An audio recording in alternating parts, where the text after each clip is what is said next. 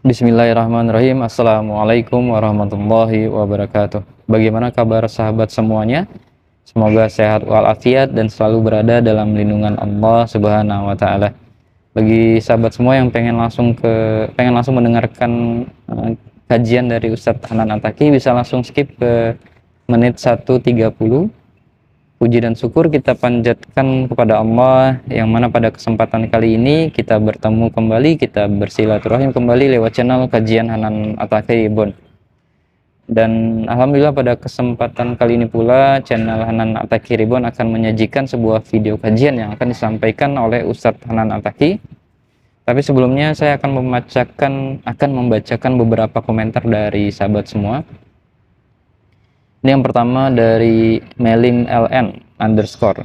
Tapi kenapa ya kalau lagi galau terus sholat udah nangis-nangis, udah nyiapin kata-kata pas berdoa, udah mau meluapkan segala keluh kesah, pas udah salam tiba-tiba tenang. Kayak gak ada lagi yang harus dikatakan. Gak pengen nangis lagi, jadi kayak gak ada apa-apa. Masya Allah, ini hidayah ya, mukjizat dari Allah. Alhamdulillah. Selanjutnya ini dari Ayu Himmah.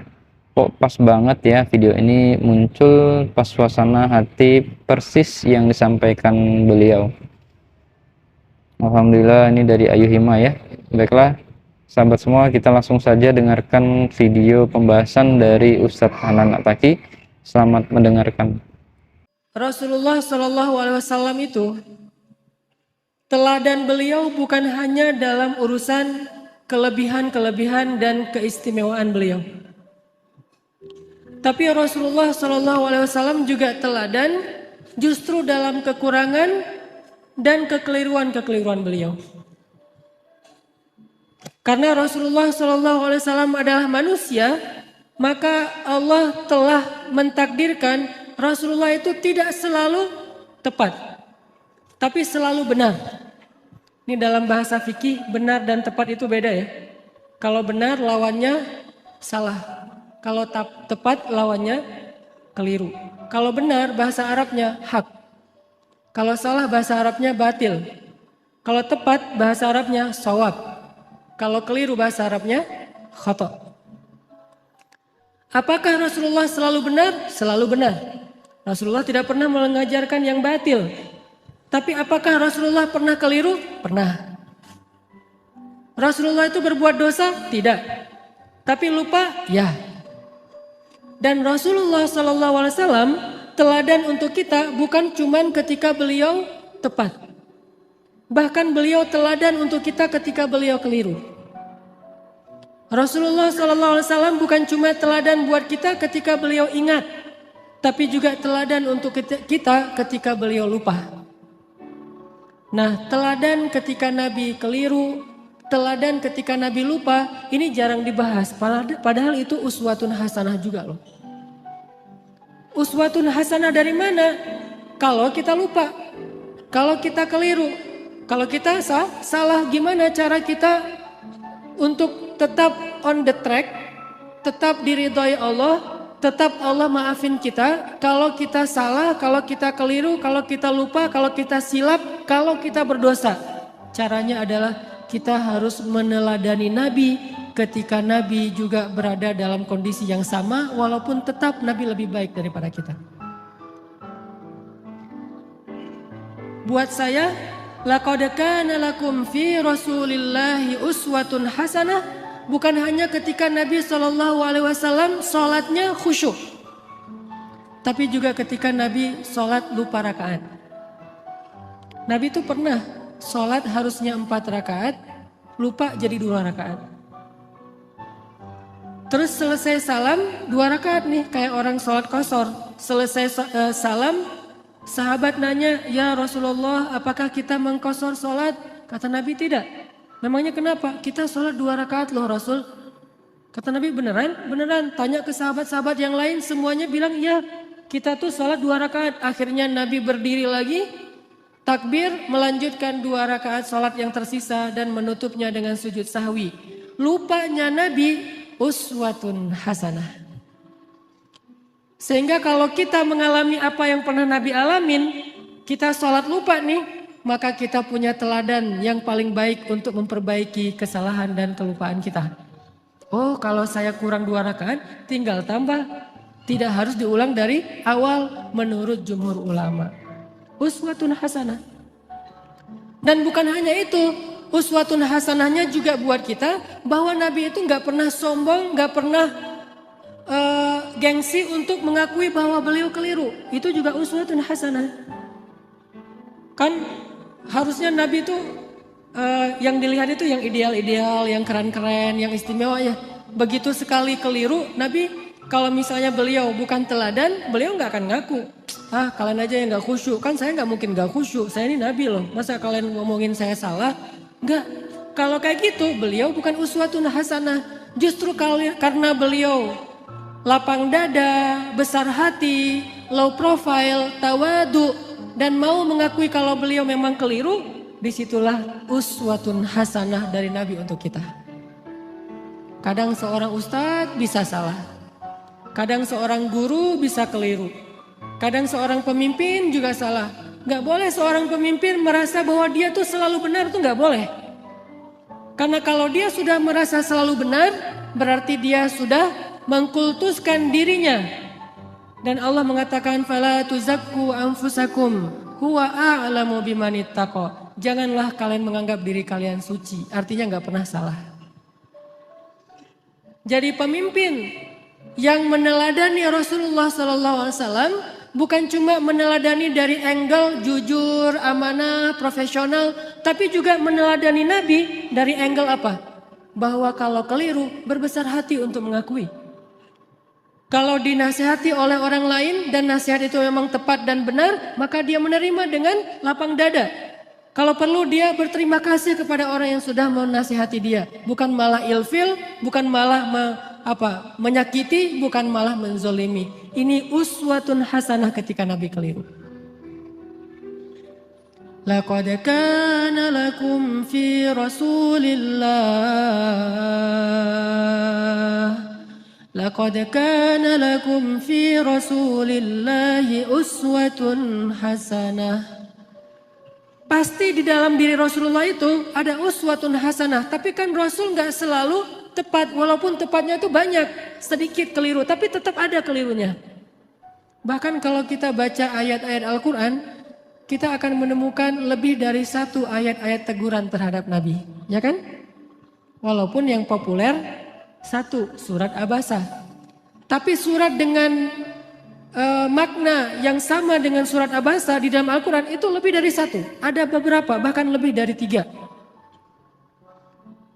Kenapa kok Nabi sampai kayak gitu? Biar kita bisa meniru Nabi kalau kita melakukan kesalahan. Seorang suami tidak selalu harus benar. Dan tidak perlu merasa gengsi mengakui kalau kali ini yang benar adalah istrinya. Buat yang udah punya istri. Yang belum punya juga belum tentu selalu benar. Kadang yang benar adalah teman kos-kosannya.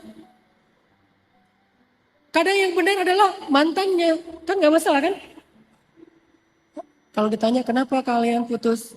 Gua gak sabar. Jangan, oh dia tuh emang gini-gini. Enggak. Kadang-kadang emang dia yang baik. Kita yang waktu itu lagi terbawa emosi. Tapi di balik semua itu emang lebih baik putus mungkin. Supaya mereka mencari yang lebih baik dan lebih halal. Tapi yang pasti teman-teman, kita coba malam ini belajar uswatun hasanah Nabi dalam kondisi ketika Nabi keliru. Dan ini sama sekali bukan ingin menjelek-jelekan Nabi, sebaliknya kita ingin melihat betapa Nabi itu hebat. Justru ketika kita melihat betapa Nabi besar hati, lapang dada, kita akan semakin kagum kepada sosok Rasulullah SAW. Contoh sholat tadi aja udah dapat 2 uswah, 2 teladan. 1 Nabi besar hati, kedua pelajarannya bahwa oh kalau salah dalam sholat berarti tinggal kita tambah ditutup dengan sujud sahwi. Ada 3 nih. Yang ketiga pelajarannya dalam kasus itu apa? Ternyata sahabat-sahabat Nabi itu orangnya dewasa. Sahabat-sahabat Nabi itu orangnya mateng, gak gampang pundungan. Nabi sholat kurang 2 rakaat. Mereka nggak komen, katanya Nabi sholatnya nggak khusyuk. Nggak gitu. Mereka nggak unfollow Nabi. Wah, udah nggak benar nih postingannya, gue unfollow aja nih. Dan komennya cuman yang dekat doang sama Nabi. Yang komen yang lain gak ikut-ikutan komen. Jadi komennya itu komen positif. Bukan ngebully Nabi, bukan Nabi mah ternyata sholatnya juga mikir yang lain. Saya kira selama ini udah keren banget, ternyata pencitraan doang. Enggak. Kenapa? Karena mereka followers yang udah mateng. Bukan followers yang labil, yang galau gitu. Sehingga sekali Nabi postingnya agak-agak kurang tepat, mereka pundung fisabilillah. Bayangin kalau sekali Nabi keliru terus pundung, kan berkurang kan umat Islam? Tidak, yang terjadi justru semakin bertambah. Kenapa? Mereka faham Nabi itu wama Muhammadun illa rasulun qad khalat min qablihi rusul. Dia juga seorang makhluk yang diutus oleh Allah. Kadang dia wafat, Allah menghidupkan dan mematikan, Allah memberi makan, Allah memelihara, Allah membuat dia ingat dan lupa. Semua itu adalah sifat manusia yang melekat pada diri Rasulullah SAW. Cuma satu bedanya, beliau Allah jaga dari berbuat dosa, maksum. Dijaga dari berbuat dosa. Jadi Nabi itu nggak buat dosa, tapi kalau keliru, ya. Lagian keliru itu bukan dosa sengaja. Cuman lupa, cuman salah faham, cuman ijtihad. Sehingga sahabat ketika Nabi keliru, ya udah easy going aja, tinggal bangun, ngelanjutin. Jadi makmum Nabi, nggak ada sahabat yang akhirnya dorong-dorong Abu Bakar, lu aja yang jadi imam. Kayaknya Nabi lagi agak-agak kurang khusyuk gitu malam ini. Kayak lagi misalnya, enggak, sahabat tetap aja, ya udah Rasulullah kita ikutin. Nabi lanjut 2 rakaat diikutin, dan nggak ada yang ngomongin di belakang. Nggak ada yang diam-diam, bisa gitu juga ya Nabi, gue heran, jadi gosip. Terus besok keluar di postingan-postingan sahabat, Nabi ternyata manusia biasa. Hashtagnya Nabi lupa, viral di antara mereka. Gak usah dibesar-besarkan, itu hal yang wajar. Udah aja mereka lupa. Tapi tetap direwayatkan kisah ini supaya apa? Laqad kana lakum fi Rasulillahi uswatun hasanah. Biar kita bisa niru.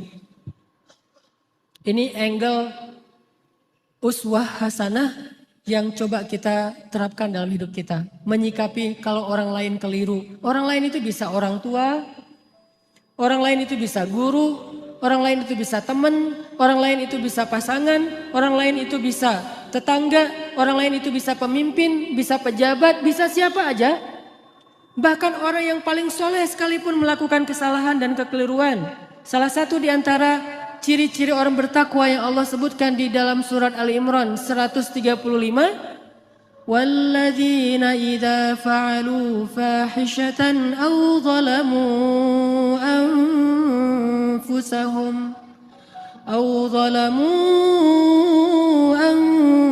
أنفسهم ذكروا الله فاستغفروا لذنوبهم. Orang yang bertakwa, kata Allah, adalah orang-orang yang apabila melakukan kesalahan, menzalimi diri sendiri, atau melakukan fahisyah, dosa sembunyi-sembunyi. Coba, ternyata orang bertakwa juga bisa ngelakuin dosa, kesalahan. Bedanya apa? Zakarullah,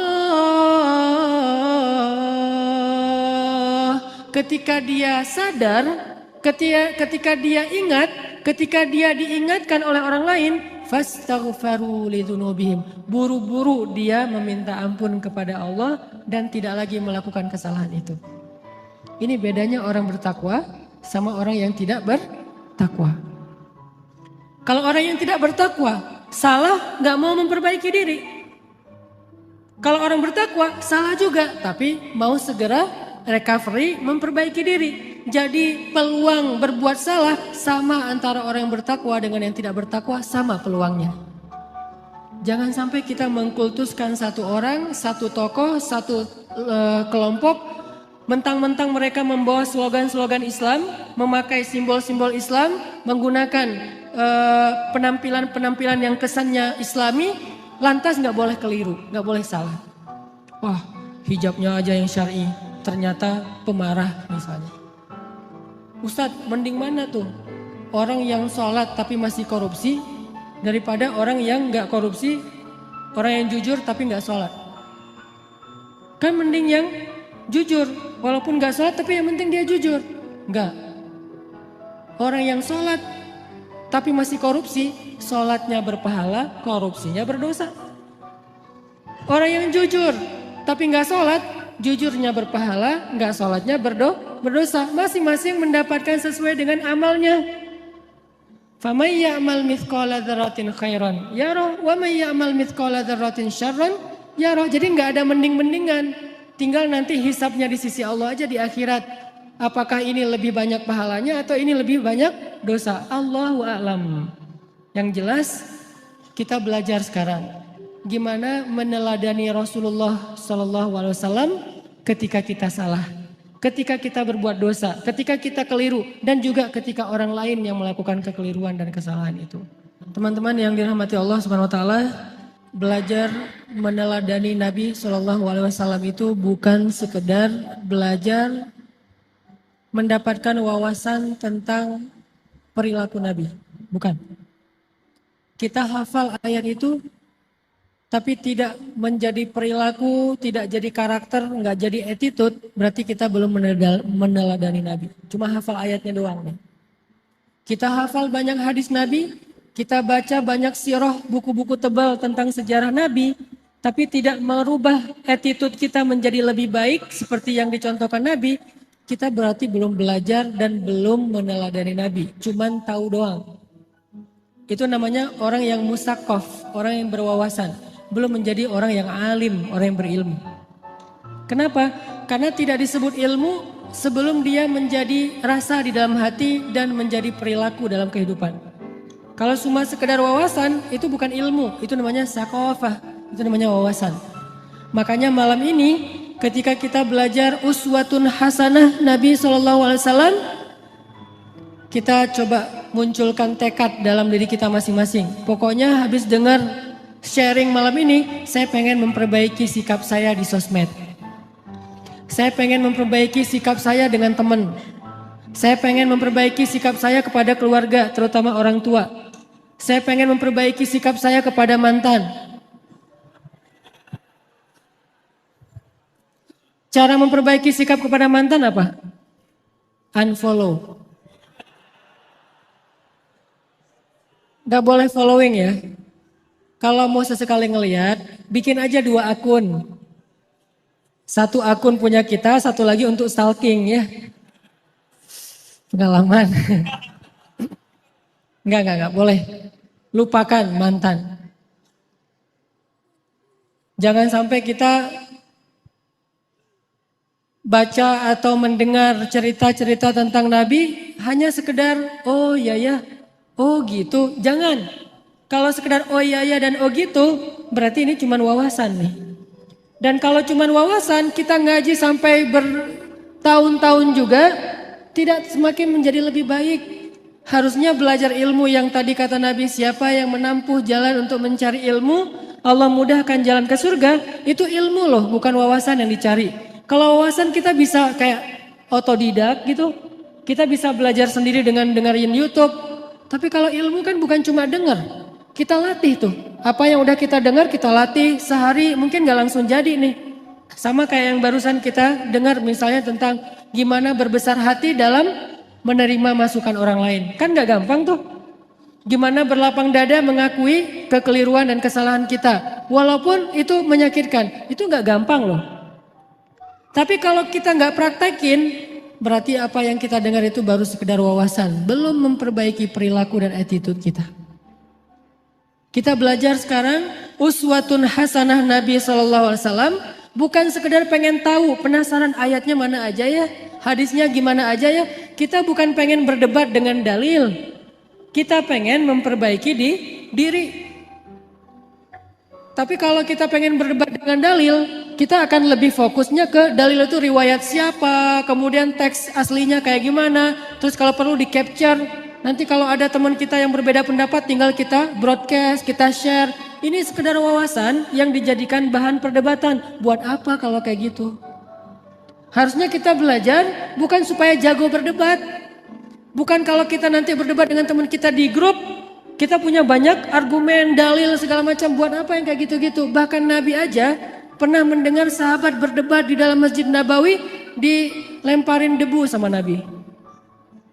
Jadi ada sahabat lagi ngaji nih, lagi baca Quran di dalam masjid, kan rumah Nabi di sebelah masjid. Tadinya ngaji, asik tuh, seru. Bismillahirrahmanirrahim, baca santai. Lama-lama mulai terjadi keriuhan, kegaduhan.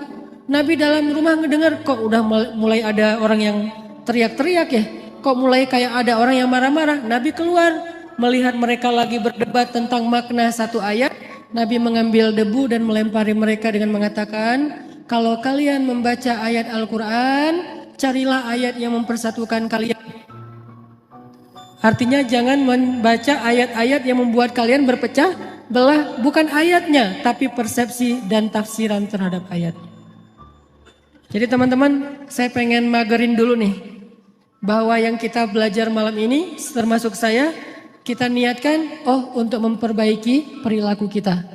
Baik perilaku kita di dunia nyata atau di dunia maya. Pokoknya kita perbaiki perilaku kita. Dan anak Indonesia tuh, anak Jawa Barat, orang Sunda itu diantara seluruh suku yang ada di Indonesia itu kan termasuk salah satu suku yang terkenal, paling lembut, santun, tata keramanya luar biasa kan. Jangan sampai identitas itu hilang oleh modernitas. Sehingga gara-gara kita hidup di dunia maya, medsos, kita melupakan tradisi nenek moyang kita yang sebetulnya luar biasa.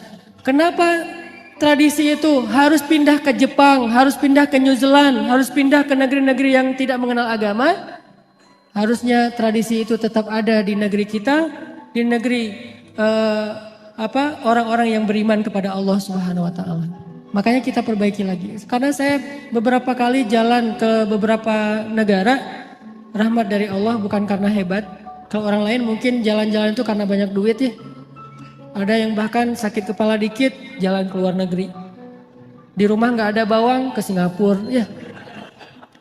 Dah kalau saya mah alhamdulillah gratis diundang akhirnya ke luar negeri. Tapi diniatkan juga sekalian belajar, main, termasuk pencitraan ordai gitulah pokoknya.